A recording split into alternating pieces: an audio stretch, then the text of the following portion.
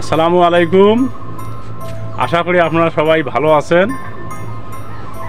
আমি রংপুর বিভাগ কুড়িগ্রাম জেলার মোগলবসা ইউনিয়নের থেকে বলছিলাম। তা আমি জানি আপনারা আমার ছাদ বাগান সম্পর্কে জানতে চান এবং আমার ছাদ বাগানের সফলতার পিছনে কী কী কারণ তাও আপনারা জানতে বেশ কৌতূহলী। তা আসলে ছাদ বাগানে সবজি চাষের গোপনীয় সফলতা পিছনে অনেক কিছু রয়েছে, সেটা আসলে আমরা সবাই জানি, কিন্তু আসলে সেই কাজগুলো করি না। আমি মনে করি আমার ছাদ বাগানের সফলতার পিছনে প্রধান কারণ হলো হবে শখ বা আকাঙ্ক্ষা। আপনারা যদি আকাঙ্ক্ষা থাকে বা শখ থাকে, তাহলে আপনি কোনো শুধু ছাদ বাগানে না, যে কোনো কাজ আপনার সফলতার সহিত করতে পারবেন।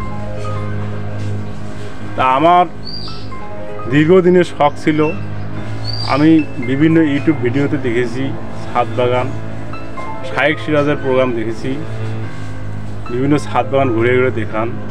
তা সেখানে থেকে আমার একটা ভিতরে কৌতূহল হয়েছে, আমার জীবনে যদি বিল্ডিং করতে পারি, ছাদ দিতে পারি, তা আমি সেখানে একটা ছাদ বাগান করব। আল্লাহ আমার কথা শুনেছেন এবং আমার রহমত করেছে, আমি ছাদ দিয়েছি। তা আপনারা দোয়া রাখবেন আমি ভালো পথে থাকি। যেন আজকের দুনিয়ায়, পরিবর্তিত দুনিয়ায় মানুষ বিভিন্ন নেশা, ক্যাসিনো এইগুলোতে আসক্ত। তা আমি প্রকৃতির প্রতি আসক্ত। আমি এবং আমার পরিবার যেন প্রকৃতির দিকে থাকে, এইটাই আমার চাওয়া পাওয়া। তা আমি আর কথা বাড়াতে চাচ্ছি না। আসলে সফলতার যে ধারাগুলো, এগুলোই বলতে চাচ্ছি। একটা হলো, প্রথম শর্তই হলো শখ বা আকাঙ্ক্ষা, তারপর সঠিক পরিকল্পনা এবং পরিশ্রম, পরিকল্পনা এবং আকাঙ্ক্ষা থেকে মানুষ যে কোনো কিছুই অর্জন করতে পারে। আসলে আমার ছাদ বাগানে একটা স্লোগান রয়েছে, তা আপনার কাছে শেয়ার করব। এটা হলো, যদি করেন সবজি চাষ, সুখে থাকবেন 12 মাস। এইটাই ধারা আমার। আর কথা বলতে চাচ্ছি না, আসেন আপনারা আপনাদেরকে ছাদ বাগান ঘুরে ঘুরে দেখাবো।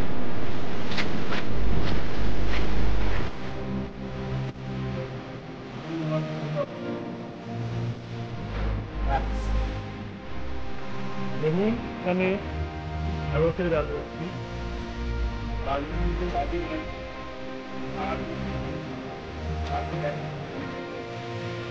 এই হলো গাছ, রোজের মতো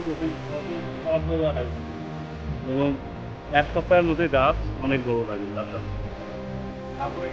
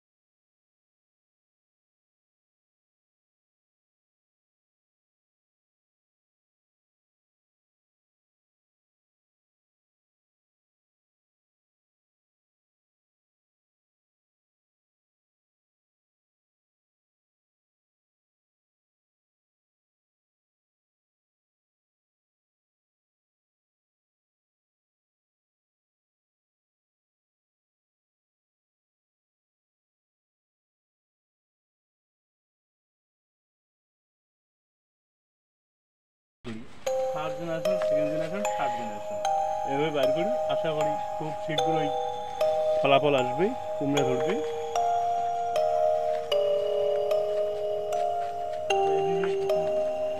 সিমের গাছ লাগিয়েছি, অগ্রিম লাগাইছি যাতে সামনে সিমে পাই।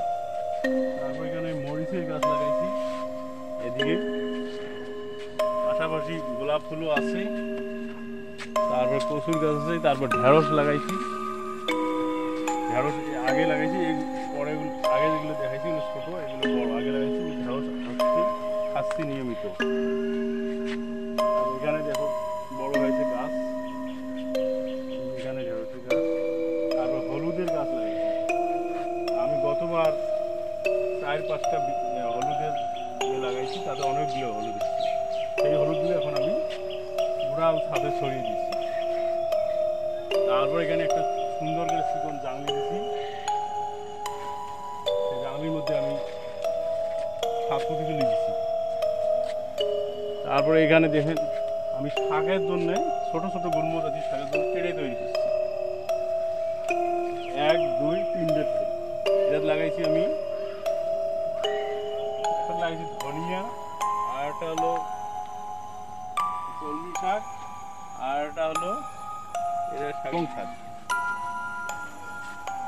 দেখুন এখানে আমি প্রত্যেক নালা তৈরি করছি, সেখানে শাকপুতির গাছ ওখানে কিছু, এখানে কিছু, তারপরে এখানে কল্লে গাছ লাগিয়েছি, কল্লে খাসি আরও হইতেছে, এখানেও ঢেঁড়স।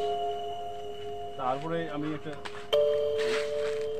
কাঠ লেবু লাগাইছি, এখানে এখনো ফল আসেনি অবশ্য। আর একটা লেবু লাগাইছি, এখানে ফল এসছে, লেবু ধরছে, এই যে আরও আছে, এই যে যাই হোক অনেক আছে। মোটামুটি আমার নিয়মিত একটা দিয়ে খাচ্ছি, ফল পাচ্ছি। তারপরে এই কলমি শাকগুলো 5-7 দিন হলো একবার উঠেছি, আগামী 5-7 দিনের মধ্যে খাইতে পারবো। তারপর এখানেও আছে শাকপুতির গাছ, এখানেও আছে। তারপর এই মাটিগুলো আমি শুকনো দিচ্ছি রোদের মধ্যে, যাতে জীবাণু বেড়ে যায়, পোকামাকড় এবং রস মুক্ত হয়। তারপরে 40-50টা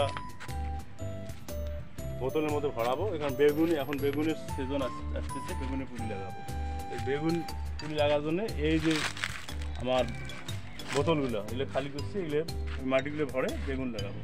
তারপর কিছু তুলসী, ভেষজ গাছ আছে, তুলসী গাছ, মরিচের গাছ আমার সবখানে আছে। মরিচ আমার জনপ্রিয় তো, তারপরে কিছু মরিচ এখানে লাগাইছি।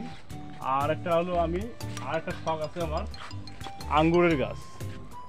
আমি বাজার থেকে কিনে এনেছি ভালো জাতের আঙ্গুর, যে আঙ্গুর ছড়াইছি।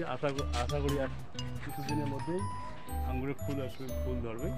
তারপরে আমি আঙ্গুর বাজার থেকে কিনে খাচ্ছি, তার বিচি এটা আমার কেনা, আর আঙ্গুরের বিচি থেকে এই গাছটা উৎপাদন করছি।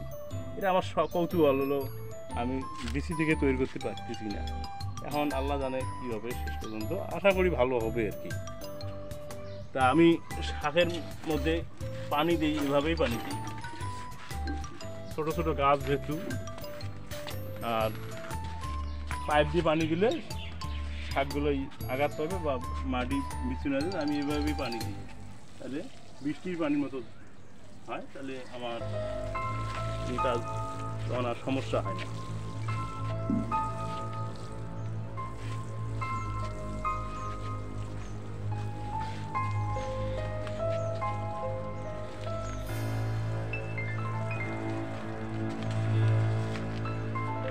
ছাদ বাগানের বর্ণনা করতে গেলে 3 দিনে ওই গল্প শেষ করা যাবে না, তাই স্বল্প পরিসরে যতটুকু আপনাদের একটু জানাই। ওই গাছটা